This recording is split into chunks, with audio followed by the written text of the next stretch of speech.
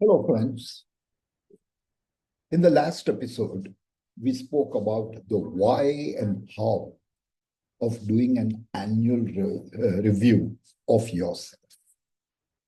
And we emphasized, or at least I tried to emphasize, why it is very, very important.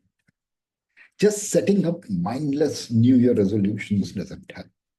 And therefore, doing an annual review and then deciding what you want to resolve to achieve in the next year makes far more sense.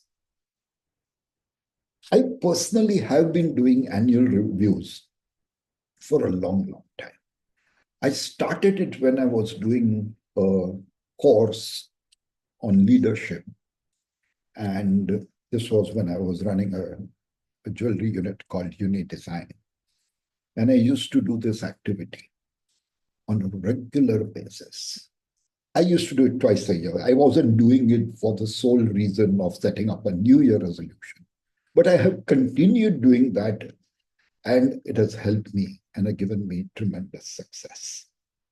Because it has always, always helped me to identify and make the right resolutions which will help me to achieve my goals, personal and or career-wise.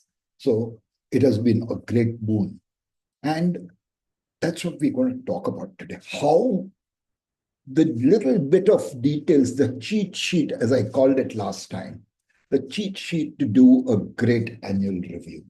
Okay? Because see, we always say that one learns from experience.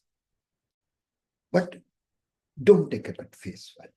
Because when one says that one learns from experience, they are omitting a critical word which everybody does not necessarily inject into that statement. One doesn't just learn from experience. One learns from the reflection he or she does on the experiences that the person goes through. Just doing something is not, but when you reflect, and that is where that annual review comes, you have to reflect what you did in that, well, whole year and then figure out what is the right thing to do. So when I talk of cheat sheet, it's like this. Let me be very clear. It's not a sheet where you're going to tick off or something.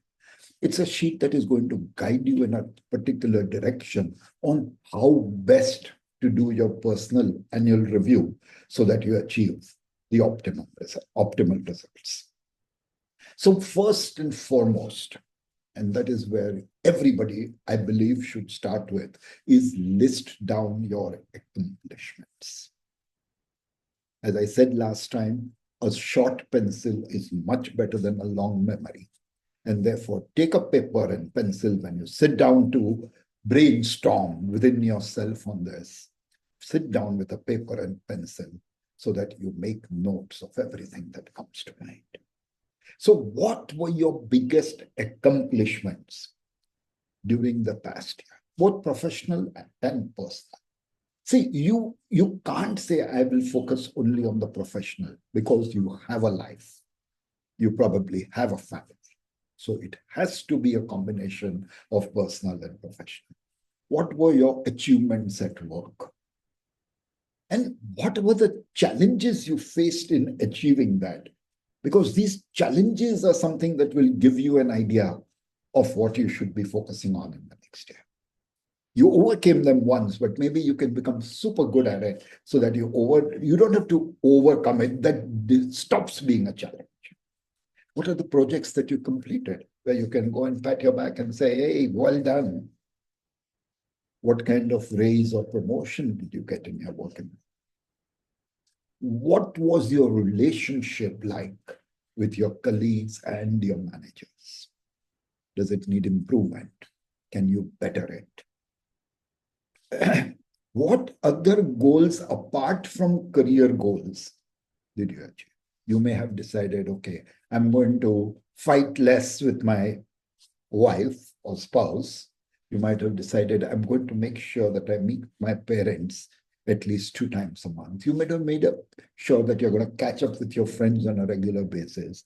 You are going to make goals, or you would have thought of things. How many of those goals did you achieve? And when I say goals achieved, they should be goals that you are proud to have achieved. That is a very important part. The next important aspect to look at is growth. All of us want to grow. We don't want to stay stagnant at whatever position we are in. No matter how high you reach or how low you are, you want growth. And you want it every day of your life, every year for sure. So, what is that? How have you grown and developed yourself within the past year? Have you learned new skills? Have you learned a new a musical instrument? What have you done? What have you achieved? And how have you grown in the past year? Okay. We said you have to figure out, or you have to list down what your biggest accomplishments at work.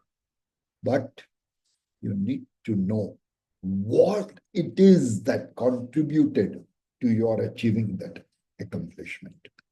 And by achieving that accomplishment, how has it benefited you? Have you increased your capacity to work better? Has it given you more respect within the organization? You need to note this down, because at the end of the day, as I said last time, you are going to do a SWOT analysis of whatever it is you shortlist for next year. And these are the things that will tell you whether it is worth, whether it's a strength, a weakness, or what, when you put down one of those things as a goal. Okay.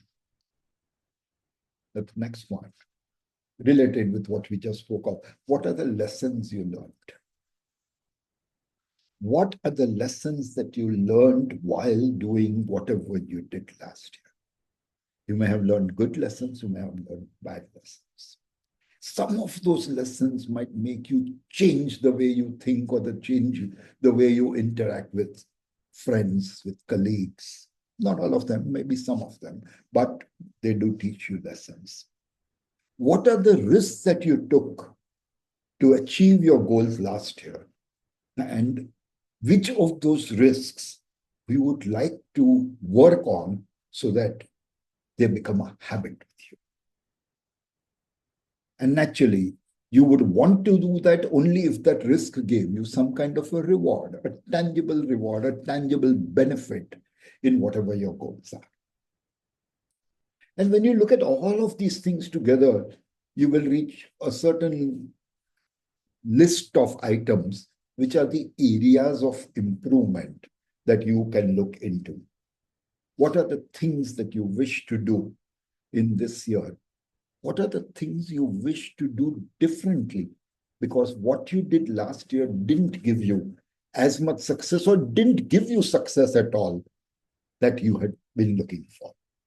So what are the areas that you would like to improve in the current year? Okay. Then you come habits. As I said, habits are very important. So what are the healthy habits that you have developed in the past year? And what are the unhealthy habits that you're still continuing with, or you have cultivated within the last year? If cultivated in the last year, it's easier to get them. They're not that deep-rooted yet, but you will need to work on the other ones for sure. So which are the healthy habits you have developed, which you want to retain, and which are the ones that you want not to be doing, and then start working on that. What are the best decisions that you made during the whole year? Okay, which were the decisions that you made that gave you super success? Which were the decisions that you made that put you a step back? And what did you learn from the good as well as the bad decisions? What would you like to take forward from the good decisions? And what would you like to improve upon or delete from your list of the bad decisions you took? Were there any surprises that popped up during the year? And then figure out whether those surprises are good for you and why did they pop up. Very important. Health. There is no way you can ignore this. Did you manage your diet properly? Were you eating the right things? Were you exercising? It can be as simple as I just walk every morning. I don't do anything else. Diet, let's not go there. Okay, I'm a foodie, but you need to check, are you having the right diet? Are you doing the right exercise? Are you sleeping well? That's very important. Did you manage your stress levels? A lot of the problems today are just because of stress. I know youngsters who are in their 30s who are ending up with heart attacks. Why are you carrying so much stress? It doesn't make sense.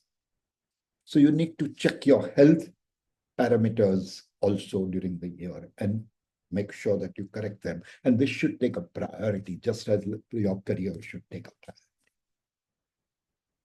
How were your finances during the year? What were your earnings? What were your spendings? Did you save anything? Can you earn more? Can you spend less? Is your spending justified? All of these things, you need to sit and review that. The third thing that is very important, relationships. How did you manage your relationships with people? Did you have negative feedback? Did you have negative feelings about anybody? And were you involved in resolving that? Did you have difficult conversations? And how did those difficult conversations go? Have you cultivated any new meaningful relationships during the last year? Which would you like to maintain and take forward? Tough conversations. How did you address them? Because that can become a pattern for you, which will stand you in good stead in the future. When it comes to relationships, never ever forget the people who have helped you, no matter how small that help is. Who were the people who helped you?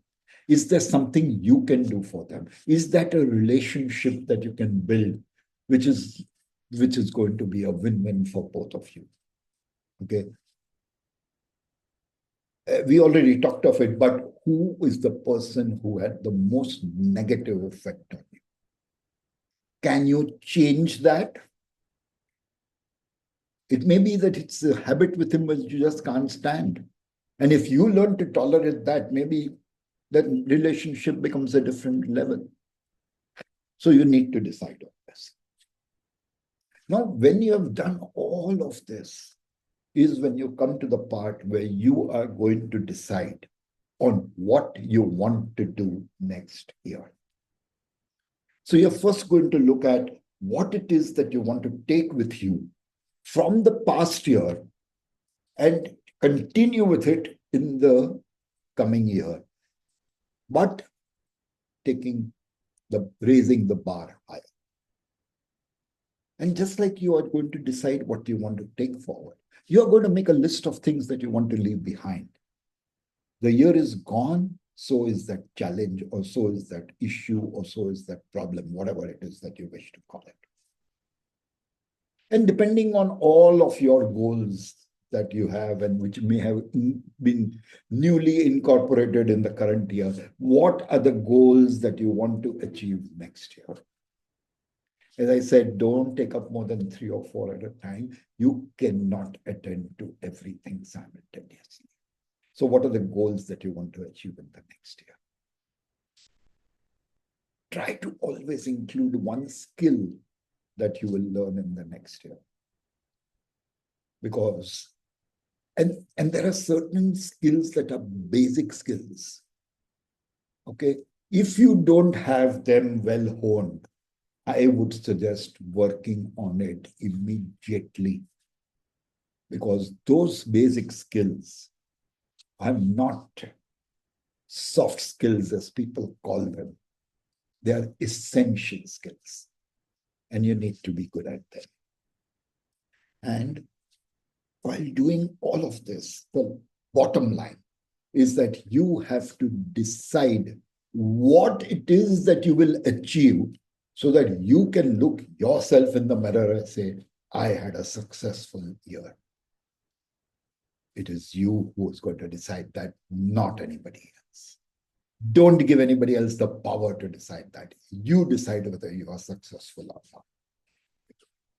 So just to give you a rough idea, some of the things that I have learned over the past 2 years. I did not do this exercise last year.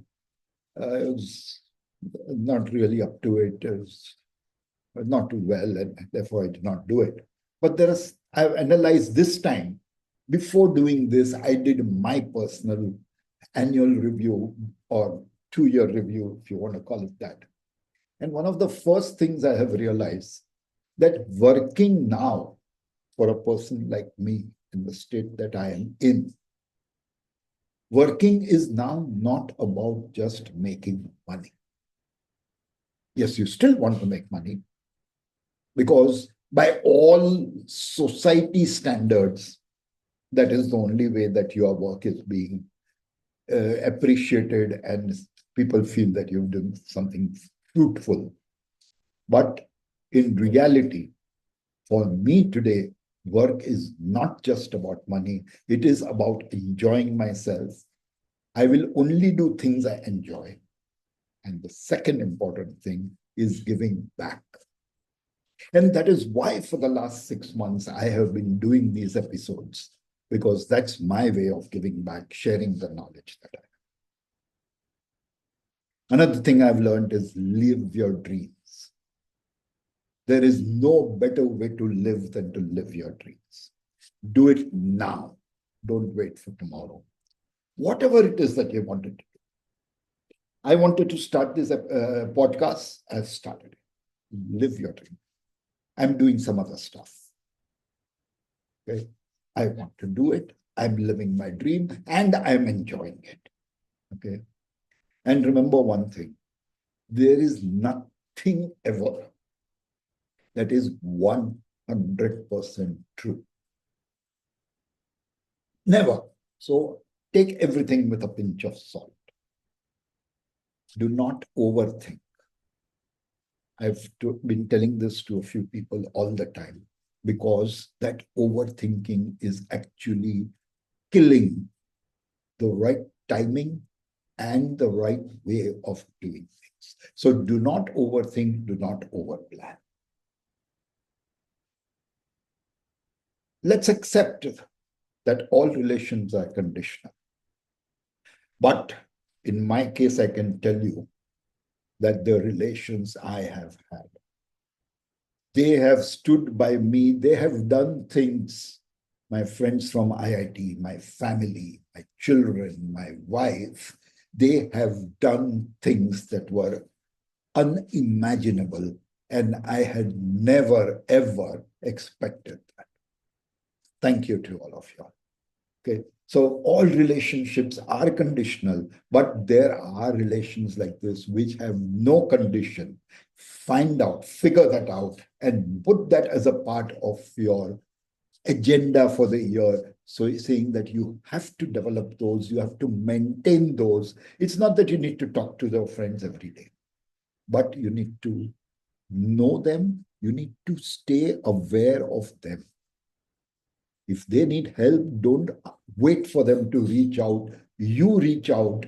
That's what my friends did with me. And they did things, they kept me so happy. So, relationships, don't quit anything you enjoy. I had at one stage quit some things that I had always looked forward to in life. But today I realize that that's not the way. Yes, you need to be aware of it. You need to be judicious about it, but don't don't quit things that you enjoy. This is something I've noticed with other people. Fortunately, in my case, that gap, I'm talking of the generation gap. The generation gap does exist, and let's accept it, and let's take it that yes, it is there and it is going to remain. Embrace it. Embrace the differences. As I said, in my case, luckily, I don't really have too much of that. Either my children are old like me, or I am young like them, whatever it is. For me, the generation gap with my family is just not there. I have realized that more work does not always mean more money. Yes, there is a time when it does mean that, and I've done that in my life. So have a clear purpose to everything you do. Don't just do anything for the heck of it. And always, always, always be ethical. There is no substitute. There is no avoiding that. And lastly, the most important, always bet on yourself. I have been betting on myself. Yes, I get support from my family and friends, but I'm betting on myself. I'm doing things I like. Okay. And of course, to do all of this, you need to be resilient and you need to be persistent. So, great. So, this is some of the things I learned. And just I'm sharing them with you so that maybe you can take a pointer or two out of them and say, okay, I need to do this in my life. And yes, if you, in the process, you need any help, you need any guidance, yours truly is always there to help you. Okay. So this is the way you're going to do your personal review. Please do it, and I'll see you at the next episode. Thank you. Have a great day.